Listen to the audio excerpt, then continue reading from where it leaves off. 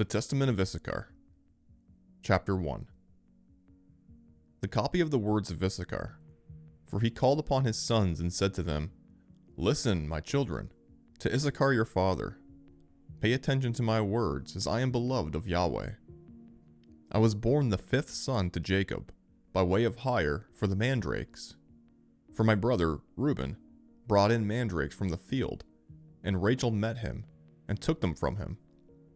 And Reuben wept, and upon hearing his weeping, my mother Leah came out. Now these mandrakes were sweet-smelling May-apples, which were produced in the land of Haran, below a ravine of water.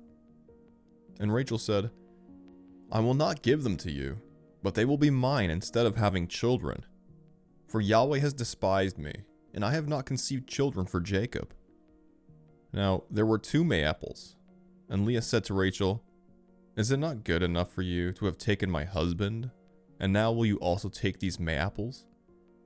And Rachel said to her, You can have Jacob tonight in exchange for your son's mandrakes. And Leah said to her, Jacob is mine, for I am the wife of his youth. But Rachel said, Do not boast or praise yourself, for he married me before you, and for my sake he served our father for 14 years. Had deception not increased on the earth, and the wickedness of men prospered, you would not presently see the face of Jacob. For you are not his wife, but through deception you were taken to him instead of me. Our father deceived me, and removed me on that night, and would not allow Jacob to see me, for had I been there, this would not have happened to him. In spite of that, I'm hiring Jacob to you for 1 night in exchange for the mandrakes. And Jacob knew Leah, and she conceived, and gave birth to me. And because of the hire, I was called Issachar. Then an angel of Yahweh appeared to Jacob, saying, Rachel will give birth to 2 children, since she has refused company with her husband and has chosen sexual self-restraint. And had Leah, my mother, not have paid for the 2 May-apples for the sake of his company, she would have given birth to 8 sons. For this reason, she gave birth to 6, and Rachel gave birth to 2, for Yahweh visited her because of the mandrakes. For he knew that she yearned for Jacob's company, for the sake of children, and not for the lust of pleasure. For on the next day she also gave up Jacob again. For that reason, Yahweh listened to Rachel because of the mandrakes. For even though she desired them, she did not keep them for herself, but offered them in the house of Yahweh, and presented them to who the priest of the Most High was at that time. Now, my children, when I grew up, I walked in uprightness of heart, and I became a husbandman for my father and my brothers, and I brought in fruits from the field according to their season. And my father blessed me, for he saw that I walked before him in righteousness. And I was not a busybody in my actions, nor envious and malicious against my neighbor.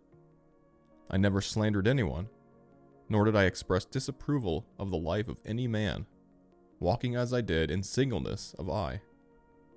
Consequently, when I was 35 years old, I took a wife for myself, for my labors sapped me of my strength, and I never thought upon pleasure with women. But because of how hard I worked, sleep overcame me. And my father always rejoiced in my morally upright behavior, because I offered all of my firstfruits to Yahweh through the priest. Then I gave them to my father as well. And Yahweh increased his benefits in my hands by 10,000-fold.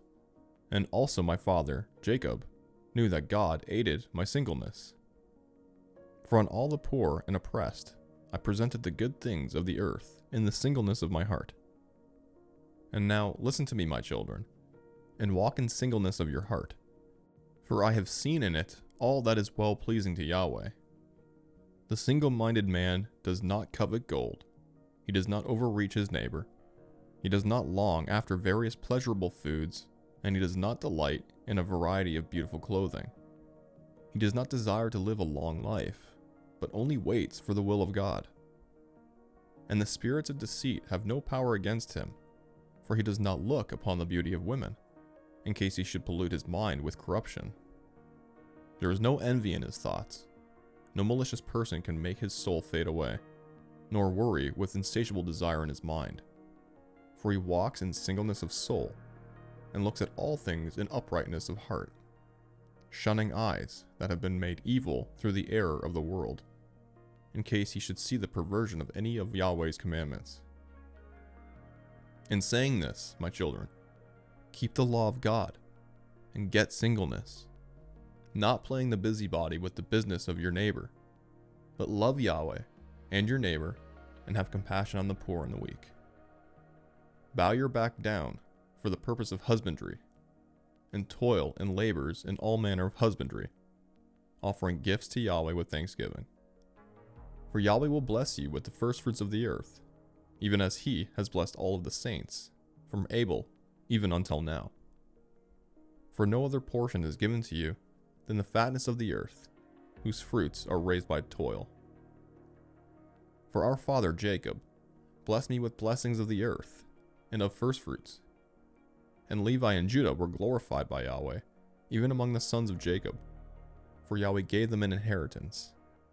To Levi he gave the priesthood, and to Judah he gave the kingdom. For that reason, you need to obey them, and walk in the singleness of your father, for it has been given to Gad to destroy the troops that are coming upon Israel. Chapter 2.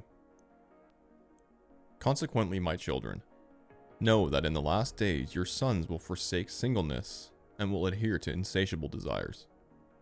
And leaving innocence, they will draw near to malice, and forsaking the commandments of Yahweh, they will adhere to Beliar. And leaving husbandry, they will follow after their own wicked devices, and they will be dispersed among the nations, and will serve their enemies. And give these commands to your children, so that if they sin, they may return to Yahweh more quickly. For he is merciful, and will deliver them, even bringing them back into their land. Look, as you can see, I am 126 years old, and am not conscious of committing any sin. I had not had sexual relations with any woman except my wife. I never committed fornication by the uplifting of my eyes. I did not drink any wine to be led astray by that means. I did not covet any desirable thing that was my neighbor's. Guile did not arise in my heart. A lie did not pass through my lips. If any man were in distress, I joined my sighs with his. I shared my bread with the poor. I worked godliness, and I kept truth for all of my days. I loved Yahweh with all of my heart, and also every man in a similar way. You should also do these things, my children, so that every spirit of Beliar will flee from you, and no deed of wicked men will rule over you. And you will subdue every wild beast, since you have the God of heaven and earth with you, and walk with men in singleness of heart. And after saying these things, he commanded his sons to carry him up to Hebron, and bury him there, in the cave with his fathers. And at a good old age, he stretched out his feet and died. With every limb sound, and with unabated strength, he slept the eternal sleep.